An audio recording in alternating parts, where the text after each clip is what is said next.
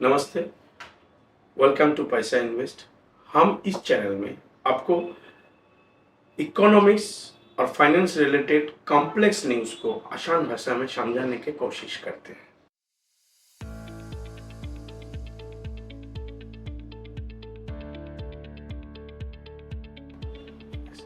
आज हम बात करने वाले हैं जो आप आजकल चारों ओर देख रहे होंगे, सुन रहे होंगे, चारों ओर एक ही न्यूज़ छाया हुआ है, यूएस डेट सेलिंग। यस, तो ये एक्चुअली यूएस डेट सेलिंग है क्या वाला? अभी तो पेंडेमिक गया है, फिर से नया से क्या आ गया? घबराइए मत, ये कोई पेंडेमिक ऐसा कुछ है नहीं। ये पहले भी आ चुका है और आगे भी आएगा।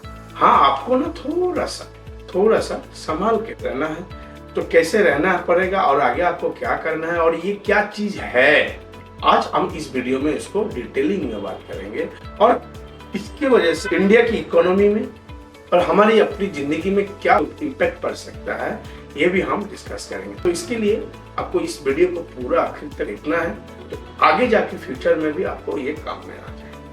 हमको पहले ये जानना जरूरी होगा, एक कंट्री का इकोनॉमी चलता कैसा है। एक कंट्री का इकोनॉमी ना एक सिक्के की तरह होता है और इसका दो पहलू रहता है, एक तरफ इनकम और दूसरी तरफ खर्चा यानी एक्सपेंडिचर। फाइन, इनकम यानी direct indirect taxes, government fees, revenues, ये सब गवर्नमेंट की इनकम हुआ।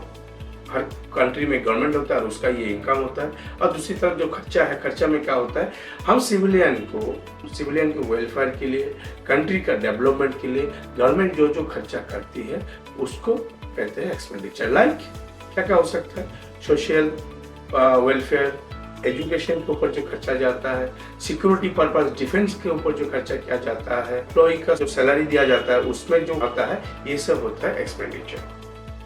और ये इनकम और एक्सपेंडिचर का ना हमेशा ना एक बैलेंस में रहना जरूरी है। ये हर टाइम बैलेंस में नहीं रहता, ये इम्बैलेंस हो जाता है।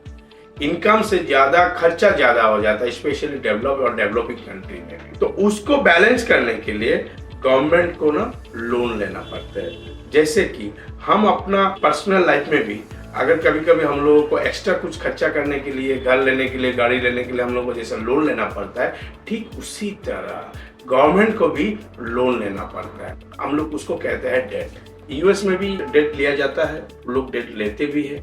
उसके वजह से जो न्यूज़ छाया हुआ है, एक्चुअली ये न्यूज़ है क्या?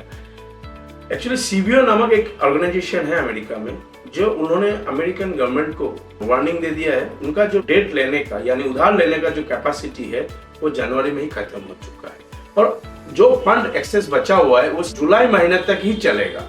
उसके बाद गवर्नमेंट अपने स्टाफ की सैलरी हो या वेलफेयर जो प्रोग्राम हो वो नहीं चला पाएंगे, क्योंकि उसका लिमिट जो है ऑलरेडी एडजस्ट हो चुका है। तो यूएस गवर्नमेंट इसको लेकर क्या किया, वो अपने सेनेट में गया और बोला इसको जो लिमिट है, जो 31 ट्रिलियन का लिमिट था, उस लिमिट को और बढ़ाना चाहता है।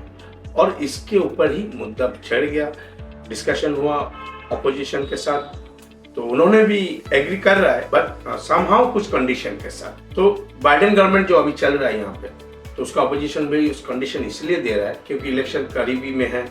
तो अभी अगर बाइडेन को एक्सेस अमाउंट मिल गया तो उनके सिविलियन के ऊपर फ्री में कुछ बांटते रहे, सब्सिडीज देते रहे, तो क्या होगा ना, इलेक्शन के चेहरा अलग हो सकता है, रिजल्ट कुछ अलग हो सकता है ना। तो इसीलिए कंडीशन जो वो फ्री में ना बांटे, कि फ्री में बांटने से फिर से इन्फ्लेशन आने का चांसेस है, बहुत सारा ऑब्लिगेशन हो सकता है। तो फ्री का ना करके वो कंडीशन के साथ जहां उसको करना है, अपना इमेज को, अमेरिका की खुद की रिस्क फ्री इमेज को बचाने के लिए जो करना है, वहां पे वो अपना फंड को यूटिलाइज करें। सिर्फ यही कंडीशन है और कुछ नहीं। अगर किसी तरह अमेरिका का ये रिस्क फ्री इमेज में धक्का लगा तो पूरा इन्वेस्टर सेक्टर में, हम लोगों का, नॉर्मल लोगों में एक इम्पैक्ट तो बहुत जोर से झटका लगेगा। बट ये जो सीलिंग है, डेट सीलिंग जो हुआ है, अपना यूएस गवर्नमेंट जो अपना लिमिट जो बढ़ा लिया है, इससे भी बहुत सारा प्रॉब्लम आएगा। कैसे क्या आएगा? इंटरेस्ट रेट बढ़ सकता है, जॉब क्राइसिस में हो सकता है। लेकिन ये सच में होगा कि नहीं, इसको हम आगे जानते हैं डेटा के साथ। जो इंडिया की इकोनॉमिस्ट है, एनालिसिस्ट है, उन लोगों को कहना है जो ये इवेंट हुआ है, जो ये है, इसका इम्पैक्ट इंडिया के ऊपर 1% भी नहीं गिरा है। बट उसका उल्टा ही हुआ है। कैसे? जैसे कि इंडिया में एफआई जो फॉरेन इन्वेस्टर है उन्होंने 44,000 करोड़ नया इन्वेस्टमेंट इंडिया में किया है। तो ये तो हमारे लिए अच्छी खबर है ना। सेकेंडली, क्रूड ऑयल में 4% कटौती की वजह से इंडिया का इकोनॉमी और थोड़ा सा तेजी हो गया है। तो ओवरऑल इंडिया का इकोनॉमी अभी बुलिश है और बढ़ने वाला है। ये पहले का इंडिया नहीं रहा। आज 2023 में इंडिया में एक नेशनल जो इंडिया का जो पिक्चर है, इंडिया का जो ग्रोइंग है, उसको अभी कोई छोटा मोटा सिनेरियो उसको हिला नहीं सकता। वर्ल्ड वाइड और एक सर्वे के हिसाब से कहीं कहीं पे भी रिसेशन आ गया है, बट इंडिया में इस रिसेशन का भी कोई चांसेस नहीं है। तो आप और हम निश्चिंत से रहे कि हमारी इकोनॉमी की गाड़ी दौड़ने वाली है। इसमें मगर एक चिंता की बात जरूर है, अगर आरबीआई इंटरेस्ट रेट हाइक किया तो हमें भी थोड़ा सा चिंता करना पड़ेगा। अगर वो धीरे धीरे से अभी इंटरेस्ट रेट को थोड़ा सा घटा, या अभी तो पॉज कर दिया, अगर इंटरेस्ट रेट सेम रहा और इसके से घटा दे तो ये सही मायने में हमारे बैंकिंग सिस्टम भी कोलैप्स नहीं हो पाएगा। क्योंकि अभी जो इंटरेस्ट रेट हो रहा है ना, तो लोगों का जो लोन इंटरेस्ट देना पड़ रहा है, स्पेशली होम लोन हो या टर्म लोन जो ले रहे हैं, उन लोगों को मैक्सिमम इंटरेस्ट पे करना पड़ रहा है। उससे लिए थोड़ा सा चिंतित है हम लोग। अगर इंटरेस्ट रेट थोड़ा सा घटा दे तो बैंकों का प्रॉफिट भी बढ़ेगा और वो अपना जो लोन लिए हुए हैं उनको भी इंटरेस्ट कम देना पड़ेगा। वीडियो की शुरुआत में हमने आपको बोला था, इससे हम अपनी जिंदगी में क्या सीख सकते हैं, है ना।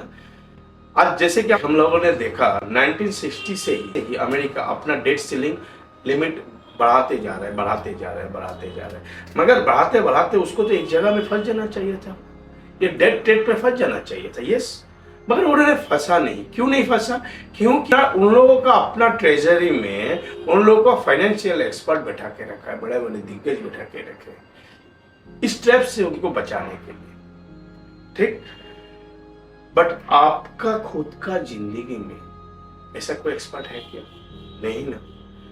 क्योंकि आप कहीं ना कहीं डायरेक्टली और इनडायरेक्टली ट्रैप में फंस रहे हैं, ट्रैप में फंसते जा रहे हैं।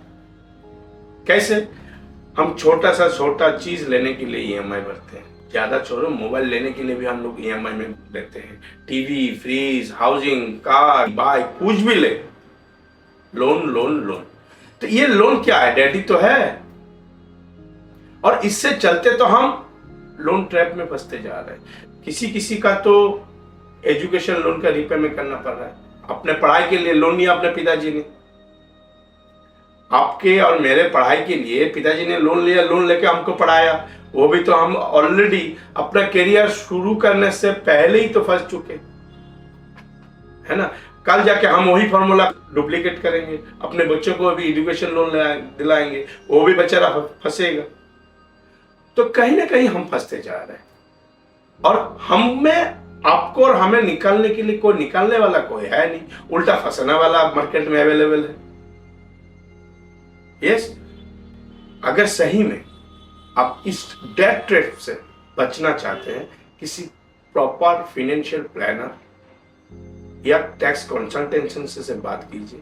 अगर जरूरत हो तो हमें आप कांटेक्ट कीजिए। हमारे पास प्रोफेशनल फाइनेंशियल प्लानर है, जो आपको टैक्स प्लानर है, जो आपको डेट से कैसे बचाना चाहिए, कैसे आपको आगे जाके आप प्रॉपर्ली प्लान करके डेट फ्री लाइफ जी सके, उसके लिए हम आपको सजेशन दे सकते हैं। अगर आपको कभी भी किसी भी कारण फाइनेंशियल रिलेटेड कुछ भी जरूरत हो तो नीचे दिए गए नंबर में, हमारे टोल फ्री में नंबर में आप कांटेक्ट कीजिए और हमारी फाइनेंशियल एक्सपर्ट की एडवाइस लीजिए।